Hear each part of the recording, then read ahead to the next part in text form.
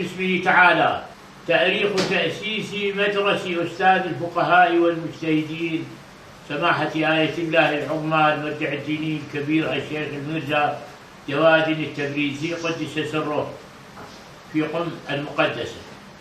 للجواد المرجع الفذ سما صرح فضل باسمه السامي رسى، ذلك الداعي إلى نهج الهدى من به بحر العلوم انبجسا، بارك الله به من مدرس وبمن في ضمنه قد درسا، هو للتحصيل قد شيد كما هو للحوزات أضحى قبسا، ولنشر العلم قد أرخت أن مدرس الشيخ جواد أسسا، ولنشر العلم قد أرخت أن مدرس الشيخ جواد أسسا.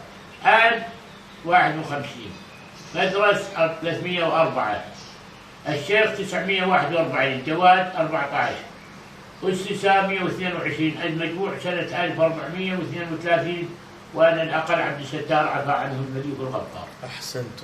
أحسنت.